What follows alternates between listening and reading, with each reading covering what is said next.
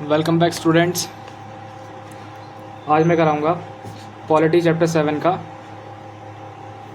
Part number 6। ठीक है, तो यहाँ पे हम शुरू करेंगे आर्टिकल 21 क्लॉज ए से। ठीक है, आर्टिकल 21 ए से हम यहाँ पे शुरू करेंगे। देखो आर्टिकल 21 ए क्या कहता है, ये बोलता है राइट टू एजुकेशन।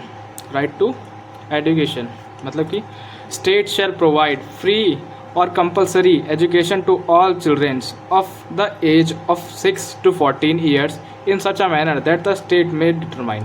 ठीक है, ये क्या बोल रहे हैं कि स्टेट को मतलब कि किसके लिए है, ये स्टेट के लिए ऑर्डर है। ठीक है, हमने पीछे पढ़ा था ना हमने कि चार ही ऐसे क्या हैं, चार ही ऐसे एक्ट हैं। ठीक है, चार ही ऐसे राइट्स हैं जो स्टेट प्लस इंडिविजुअल दोनों मिलके करते हैं, तो उसमें से एक ये है हमारा। ठीक है, 21A हमने पढ़े थे ना पीछे, कौन कौन से थे, आर्टिकल नंबर कमेंट करना मुझे। ठीक है, आगे देखो state shall provide free and compulsory education to all childrens of the age of 6 to 14 years in such a manner that the state may determine. देखो इसमें क्या बोला, इसमें बोला कि हर स्टेट की ये ड्यूटी है। ठीक है, सेंट्रल गवर्नमेंट ने क्या बोला कि हर स्टेट की ये ड्यूटी है कि वो क्या करे,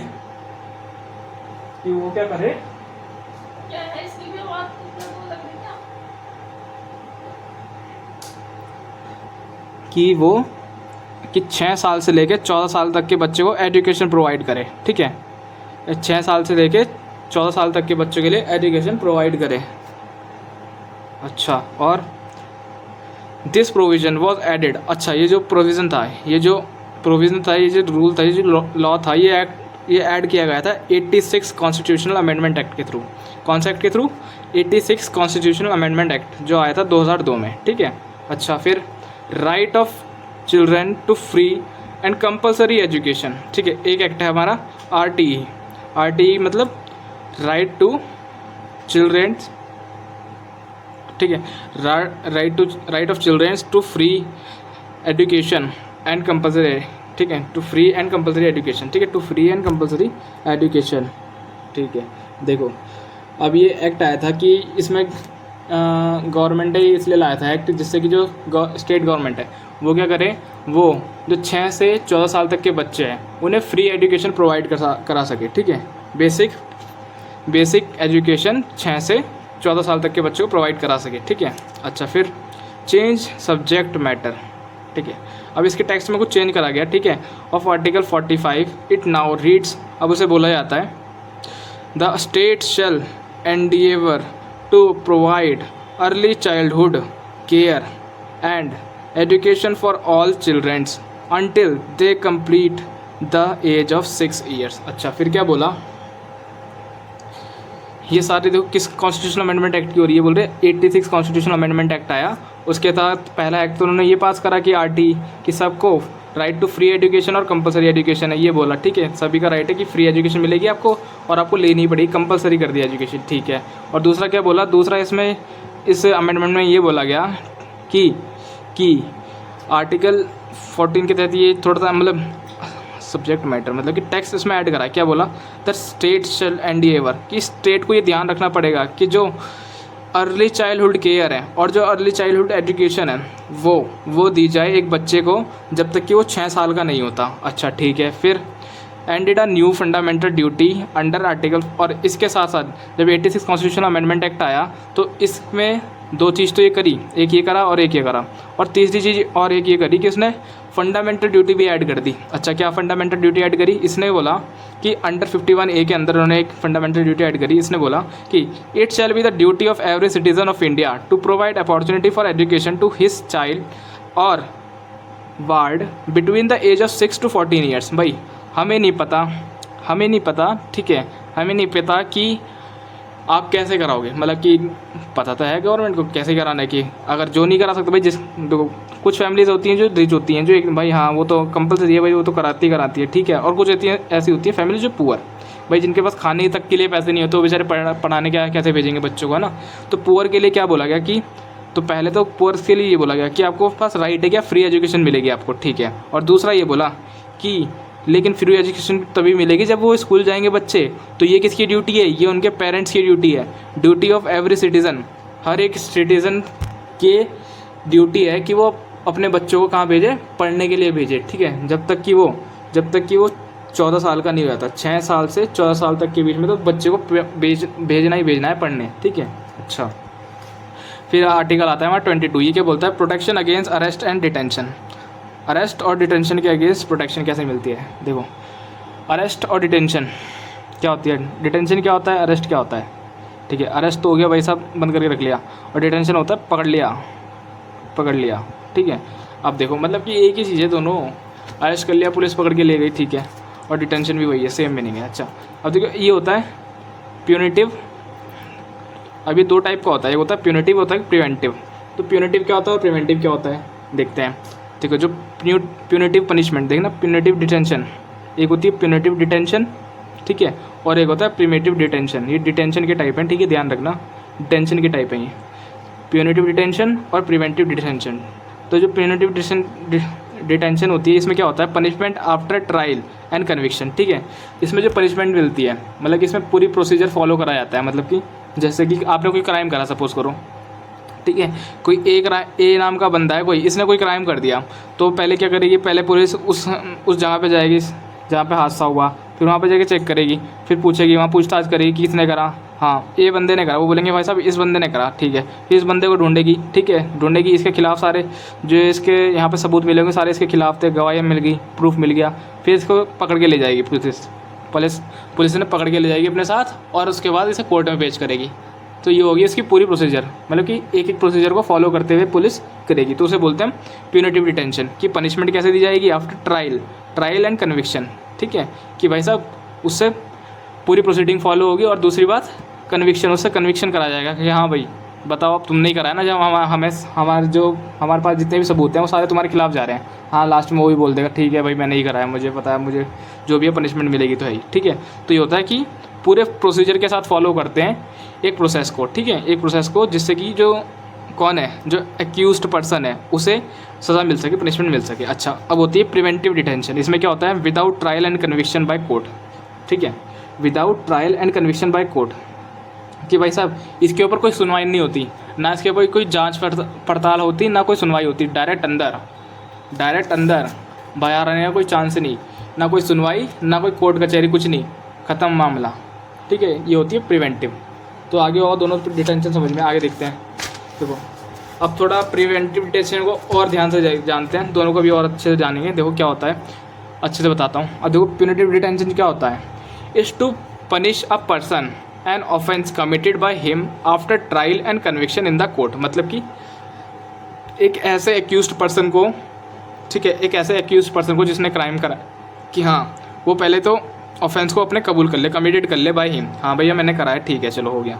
अच्छा, फिर आफ्टर ट्रायल एंड कन्विक्शन, मतलब कोर्ट कचहरी के बाद जो कोर्ट है उसे सज़ा सुनाएगी, ठीक है, मतलब सारे प्रोसेस होने के बाद लास्ट में जाके उसे कोर्ट सज़ा सुनाएगी, ठीक है। तो इसके अंदर देखो कौन कौन से स्टेप आते हैं। सबसे पहले होता है क्राइम इज़ कमिटेड, पहले तो वो क्राइम को कमिट करेगा कि हाँ भाई मैंने कराया। उसके बाद पुलिस इन्वेस्टिगेशन, मतलब कि कमिट, पहले तो क्राइम होगा, कमिट मतलब क्राइम होगा, उसके बाद पुलिस जाके इन्वेस्टिगेशन करेगी, फिर क्या करेगी, पुलिस एविडेंस को इकट्ठा करेगी, गैदर करेगी, ठीक है, फिर क्या करेगी, सस्पेक्ट को, अब जो मतलब जिस पे उसे शक है कि हाँ भाई ये सस्पेक्ट हो सकता है, कि हाँ भाई ये भी हो सकता है, ये बंदा भी हो सकता है, तो अपने सस्पेक्ट को पकड़ेगी, ठीक है, देखेगी, फिर कोर्ट ट्रायल होगा, पकड़ के ले जाएगी सस्पेक्ट को। अच्छा, फिर इफ़ फाउंड गिल्टी, अगर उससे पता चलता है कि मतलब वहाँ जाके साबित होता है कि ये गिल्टी है, कि मतलब कि ये इसने ही गलती करी है, हाँ ये बंदा वो, ठीक है, फिर उसे जेल होती है, फिर पनिशमेंट होती है, जेल होएगी, या फिर जिस भी उसने मतलब जो भी क्राइम करा है, जिस लेवल का क्राइम करा है उसी हिसाब से उसे सज़ा दी जाएगी लास्ट में।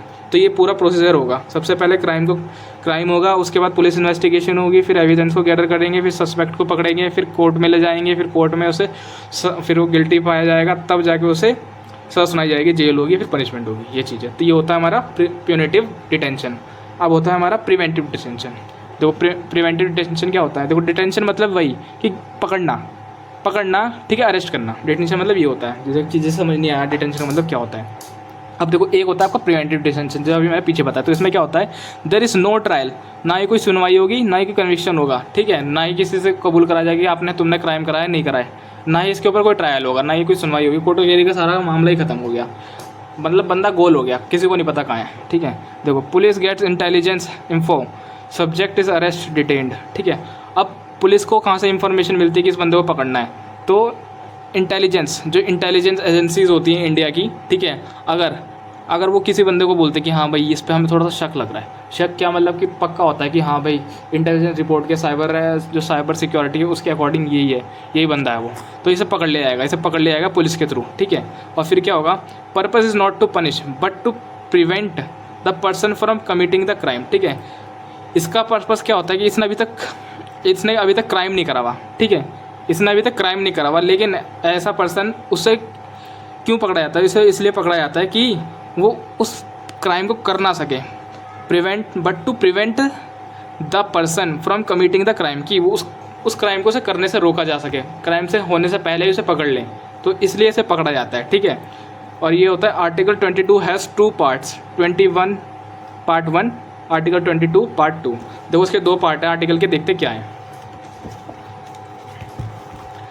देखो पहला पार्ट है आर्टिकल का, आर्टिकल 22 पार्ट 1। देखो क्या बोलता है, right to be informed of the grounds of arrest, ठीक है। सबसे पहले तो अरेस्ट करने की इंफॉर्मेशन सबको देंगे, ठीक है। Right to inform the grounds of arrest, मतलब कि जिसे अरेस्ट करा है, जो एक्यूज पर्सन है, उसे तो पहले बताएंगे कि हाँ भाई हमने तुझे इस कारण से वो अरेस्ट करा है, तूने ये क्राइम करा है, अच्छा चलो ठीक है। फिर right to consult and be defended by a legal practitioner, मतलब कि अब जो एक्यूज्ड पर्सन है जिसने क्राइम करा है, ठीक है, उसके पास वो राइट है कि वो क्या कर सकता है, अपने लॉयर को हायर कर सकता है, ठीक है। उसे बता सकता है कि ऐसा ऐसा हुआ है, अब देखो भाई तुम्हें कैसे कैसे प्रोटेक्ट करना है वो तेरे ऊपर है। अब मतलब कहने की बात ये है कि पॉइंट 2 के अंदर वो अपना एक लॉयर रख सकता है, ठीक है, जो उसकी बेल वगैरह कराए, ठीक है, ये चीज़ है। फिर right to be produced before a magistrate within 24 hours including the journey time, मतलब कि उस बंदे को मैजिस्ट्रेट के सामने ले जाना है 24 घंटे के अंदर, जर्नी टाइम को इंक्लूड करके, ठीक है। जर्नी टाइम को इंक्लूड करके उस बंदे को कहाँ ले जाना है, उस बंदे को ले जाना है कोर्ट में, ठीक है, मतलब मैजिस्ट्रेट के सामने। तो कहने का मतलब क्या है, तो कहने का मतलब ये है इसका कि सपोज़ करो कि मैजिस्ट्रेट का ऑफिस यहाँ है और ये जेल है यहाँ पे, ठीक है। अब जेल यहाँ पे है, मैजिस्ट्रेट का ऑफिस यहाँ पे है, तो क्या करेंगे, तो ये जो जर्नी टाइम होगा, इसके बीच का जो जर्नी टाइम होगा, ठीक है, जर्नी टाइम होगा वो भी इंक्लूड करके उसे मिला के पूरे 24 घंटे, मतलब कि कैसे, जैसे यहाँ पे पुलिस ऑफिस में आ गए, अब इन्हें 24 घंटे में यहाँ पेश करना है, जर्नी टाइम भी उसी के अंदर इंक्लूड होना चाहिए, मतलब कि ये इसमें ये बहाना नहीं बना सकते कि हमें थोड़ा इतना टाइम लग गया था आने में, ज़्यादा टाइम लग गया, ठीक है, नहीं, उसमें ही 24 घंटे में इंक्लूड कर दिया पहले ही जर्नी टाइम, ठीक है। अच्छा फिर देखो क्या है, these safeguards are not available to an enemy alien or a person arrest or detained under a preventive detention law, ठीक है। और ये दोनों, मतलब कि ये जो ऊपर मैंने अभी 4-5 राइट जो आपको बताया, 4 राइट जो बताए, तो ये किस किस के लिए अवेलेबल है, ये खाली एक सिंपल इंसान के लिए अवेलेबल है, किसके लिए अवेलेबल नहीं है, जो हमारे एनिमी एलियन है, पता है ना एनिमी एलियन, बताया था मैंने, ठीक है, बताया था मैंने, कब बताया था, सिटीजनशिप में चैप्टर में, कि एनिमी एलियन कौन होते हैं, ऐसे देश के मेंबर, ऐसे देश के लोग, ठीक है, जो इंडिया के साथ कभी वॉर में थे या फिर अभी वॉर में हैं, तो उसे बोलते हैं हम इंडिया के साथ नहीं, मतलब इंडिया के अगेंस्ट में वॉर में हैं या फिर वॉर में थे, तो ऐसे देश के लोगों को हम बोलते हैं एनिमी एलियन। तो इन्हें ये सेफ गार्ड नहीं प्रोवाइड किए जाते, जो मैंने ऊपर अभी 4 आपको बताएं, ठीक है। और ऐसे लोग, ठीक है, ऐसे लोग जो प्रिवेंटिव डिटेंशन के अंदर अरेस्ट होते हैं, उन्हें ये सेफ गार्ड नहीं प्रोवाइड किए जाते, ठीक है।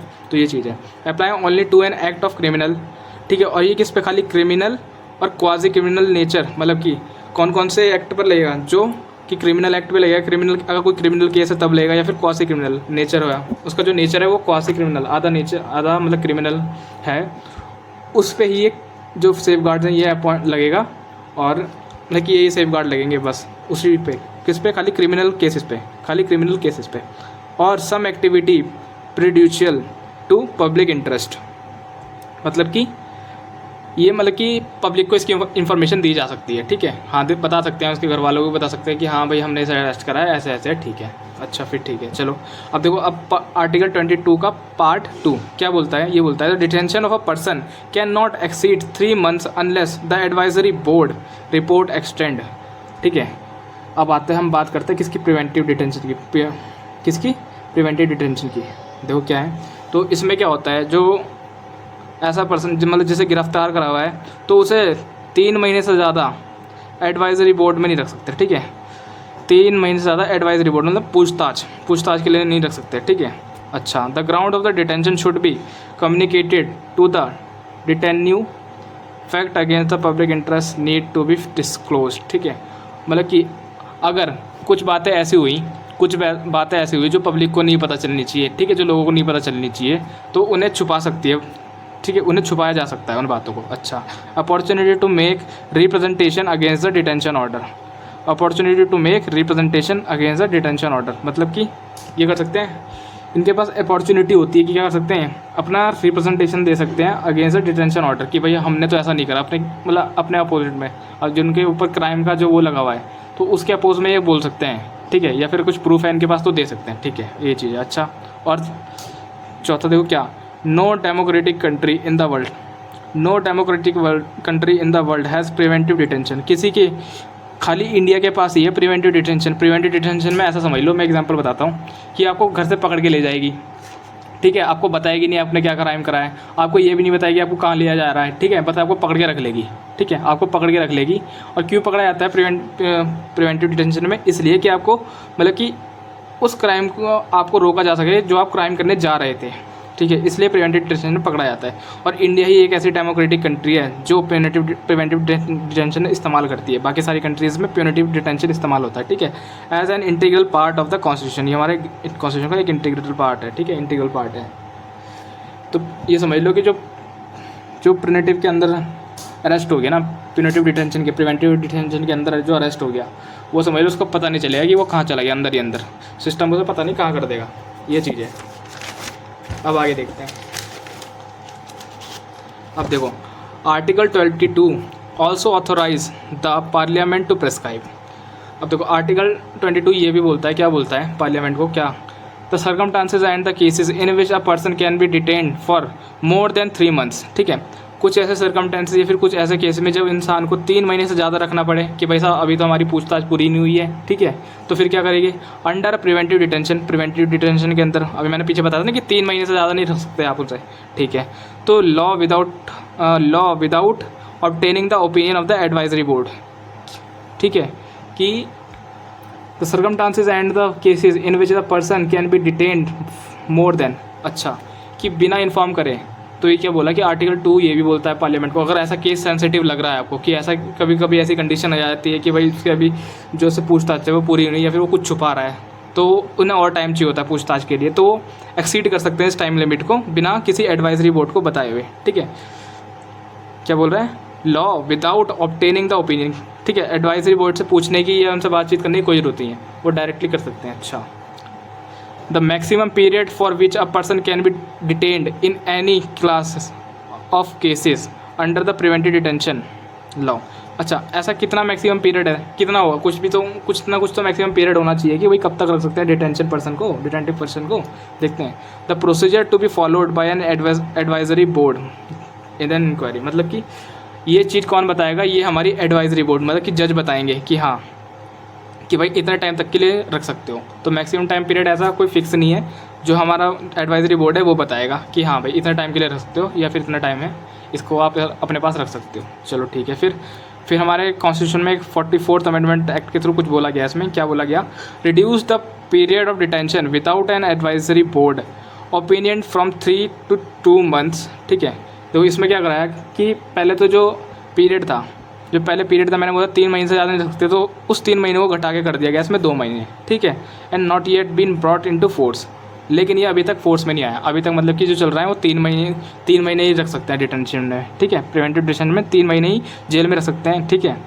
लेकिन जो 44th अमेंडमेंट जो 1978 में आया था, उसने बोला था कि इसने चेंज कर दिया था कि 2 महीने तक ही रख सकते हैं, लेकिन ये अभी तक लागू नहीं हुआ, एनफोर्स नहीं हुआ, ठीक है, लगा नहीं है, लागू नहीं हुआ हमारे कॉन्स्टिट्यूशन में अभी। अच्छा ठीक है, भले ये अमेंडमेंट में आ गया था। अब देखो, legislative power with regards to the preventive detention laws. अब लेजिस्लेटिव के पास मतलब जुडिशरी के पास क्या पावर है प्रिवेंटिव डिटेंशन को लेके, इसके ऊपर लॉज बनाने के ऊपर। देखो हमें पता है जो हमारी लेजिस्लेटिव पावर है, ठीक है, एक तो लेजिस्लेटिव पार्लियामेंट, ठीक है, कौन बनाती है रूल्स और लॉ, कौन है हमारी लेजिस्लेटिव बॉडी, पार्लियामेंट, ठीक है। और एक तरफ है पार्लियामेंट प्लस, मतलब कि एक ये दो पार्ट्स में डिवाइड करा है कि एक तो ऐसा पार्ट कि जिस पे खाली सेंट्रल गवर्नमेंट या फिर हम बोल सकते हैं कि सेंट्रल पार्लियामेंट ही इस पे लॉ बना सकता है, ठीक है। और दूसरी तरफ दूसरा पार्ट वो कि जिस पे दोनों मिलकर लॉ बना सकते हैं प्रिवेंटिव डिटेंशन पे। तो ऐसे कुछ फैक्टर हैं जिन पे खाली पार्लियामेंट ही लॉ बना सकती है, ठीक है। वो है पहले डिफेंस, और फिर फॉरेन अफेयर्स पर, और फिर सिक्योरिटी ऑफ इंडिया पर। तो इस पे तो खाली हमारी पार्लियामेंट ही लॉ बनाएगी, ठीक है।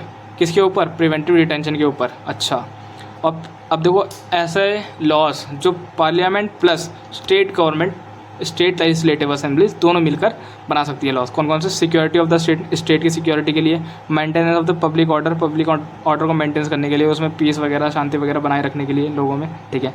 Maintenance of supply and the service essential to the community, मतलब कि इंसानों को क्या क्या जो इंपॉर्टेंट एसेंशियल कंपोनेंट है वो चाहिए ही चाहिए, तो उसकी मेंटेनेंस बरकरार रखने के लिए, इस चीज़ के लिए।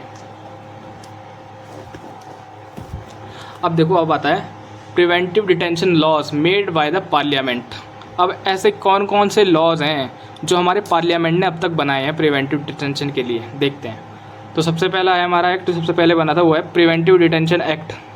ये लाया गया था 1950 में, जो ख़त्म हो गया था 1969 में, ठीक है। 1969 में जो एक्सपायर है। देखो इसमें तो बहुत सारे ऐसे हैं जो एक्सपायर हो गए, ख़त्म हो गए, डिलीट हो गए, ठीक है। अच्छा, और कुछ ऐसे जो अभी भी करंट में चल रहे हैं, ठीक है। जैसे कि दूसरा क्या था? Maintenance of the integral security act, मतलब मीसा। ये याद रखना, आपको सुना भी होगा आपने मीसा और नासा। तो ये सब क्या हमारे एक्ट हैं प्रिवेंटिव डिटेंशन के लिए, ठीक है। तो देखो, maintenance of the internal security act ये लाया गया था 1971 में, और ये ख़त्म हो गया था, रीअपील कर इसके अगेंस्ट में अपील करा गया था, और ये 1978 में ख़त्म हो गया था, ठीक है। ये चीज़ें फिर conversation of foreign exchange and prevention of smuggling activities act, COFE। देखो कोफ पोसा ये आया था 1974 में, ठीक है। ये अभी भी है, करंट में चल रहा है। अच्छा, अब फोर्थ वाला हमारा नेशनल सिक्योरिटी एक्ट, नासा, 1980 में आया था। ये भी अभी तक चल रहा है, ठीक है। ये भी चल रहा है, ये भी चल रहा है, 3 भी चल रहा है, 4th भी चल रहा है, ठीक है। फिर है हमारा 5वां, क्या है? Prevention of black marketing and maintenance of supplies of essential commodities act, P मिसाका 1980 में आया था, और ये अभी भी चल रहा है, ठीक है। फिर terrorist and the disruptive activities, ये प्रिवेंशन एक्ट, ठीक है। Terrorist and distributive activity prevention act, ये आया था आपका 1985 में। आपने सुना होगा टाटा, एक पिक्चर देखी थी ना, दिल जले, उसमें लगाते हैं उसके पिताजी के ऊपर टाटा एक्ट। अब तो तेरे पिताजी के ऊपर टाटा लगेगा, टाटा, और जाएंगे दोनों अंदर, टेररिस्ट एक्ट। तो इसके अंदर लगाया था टाटा, ठीक है। समझ गए? टेररिस्ट एंड डिस्ट्रीब्यूटिव एक्टिविटी 1985 में आया था, और इसे मतलब ख़त्म कर दिया, अब ये ख़त्म हो गया है, रीअपील कराया गया था इसके अगेंस्ट में 1995 में ख़त्म हो गया था ये। चलो ठीक है। उसके बाद प्रिवेंशन ऑफ इल्सिफिट, ये क्या है? Illicit traffic in narcotic drugs and psychotropic substances act, ठीक है। ये आया था हमारा 1978 में, और ये अभी भी चल रहा है। जिसके आगे मैंने डबल टिक करे हुए हैं ना, वो समझ लो कि वो अभी भी चल रहा है, ठीक है। वो अभी भी कंटिन्यूटी में है। अब देखो 8th आया था हमारा प्रिवेंशन ऑफ टेररिज्म एक्ट, पोटा, ये आया था 2000 में, और ये ख़त्म हो चुका है, रिपेल होकर ख़त्म हो चुका है, 2004 में ख़त्म हो गया था। अच्छा, unlawful activities prevention act, UAPA, ये आया था 1963 में, और इसे अमेंड कर, इसमें चेंजेस करे गए अमेंडमेंट एक्ट के थ्रू। कब को चेंज कराया गया? इसमें 2004 में से चेंज कराया गया, फिर 2008 में चेंज कराया गया, फिर 2012 में चेंज करा गया, और 2019 में चेंज कराया गया, और ये अभी भी चल रहा है, ठीक है। अभी भी कंटिन्यूटी में है ये। अच्छा, अब आप सोच रहे होगे इतने सारे जो मैंने आपको ये एक्ट पढ़ाए जो पार्लियामेंट ने बनाए थे, तो ये किस लिए पढ़ाए? ये है आपके मेंस आंसर के नोट्स, ठीक है। अगर कुछ ऐसा कोई क्वेश्चन आता है तो इसमें आप अपने मेंस में डाल सकते हो, तो जो आपका आंसर होगा वो बहुत बढ़िया हो जाएगा, ठीक है। रिप्रेजेंट करेगा, हाँ, कि आपको सारे एक्ट के बारे में पता है जो पार्लियामेंट ने बनाए थे। किसके लिए? प्रिवेंटिव डिटेंशन के लिए एक्ट, ठीक है। अब देखो सुप्रीम कोर्ट ने इसके ऊपर कुछ बोला भी था। देखो क्या बोला कि Supreme Court held the preventive detention laws in India are a colonial legacy that have great potential to be abused and misused by the state or any slightest error in the compliance of procedure by authorities should result in favor of the detention। मतलब कि अब ये क्या बोल रहा है कि preventive detention act में ऐसा भी हो सकता है कि जो गवर्नमेंट है या जो स्टेट गवर्नमेंट है वो क्या करे, इस पावर का फ़ायदा उठाए, इस पावर का फ़ायदा उठा के किसी मासूम इंसान को भी ऐसे डाल सकते हैं ये लोग, ठीक है। तो इसमें बोला गया, ठीक है, तो ये उसने बताया कि slightest error in the compliance, कि इसमें थोड़ा सा एरर है प्रोसीजर में इसके, ठीक है। क्यों? क्योंकि इसका मिसयूज़ कर सकती है कौन? स्टेट गवर्नमेंट, ठीक है, इसका मिसयूज़ कर सकती है, इसे एब्यूज़ कर सकती है, इसका गलत इस्तेमाल कर सकती है। तो ये बताया गया इन फेवर ऑफ द डिटेंस, और ये किसके फेवर में जाएगा? जो कौन है, जो बेचारा मतलब बदला लेने के लिए, कोई अपना जाति बदला लेने के लिए पावर में ऐसे करके गवर्नमेंट इसका फ़ायदा उठा सकती है, स्टेट गवर्नमेंट। तो ये ना हो, तो ये बोला इसमें सुप्रीम कोर्ट ने। अच्छा,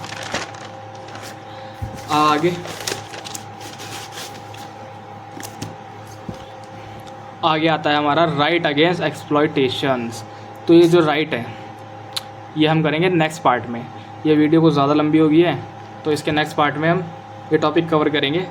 तब तक के लिए अगर आपको वीडियो अच्छी लगी हो तो उसे लाइक कर दें और चैनल को मस्ट सब्सक्राइब, क्योंकि आपको पता ही है सारा सिलेबस कराऊंगा मैं यूपीएससी का। पॉलिटी से शुरू कर दिया है मैंने, और दिए इसके बाद ज्योग्राफी, देन आपका हिस्ट्री एंड देन आपका इकोनॉमिक्स, सारे कोर्स सब्जेक्ट कंप्लीट कराने के बाद PYQs कराऊंगा आपको, ठीक है। तो इसलिए मेक श्योर कि आप चैनल को सब्सक्राइब करें।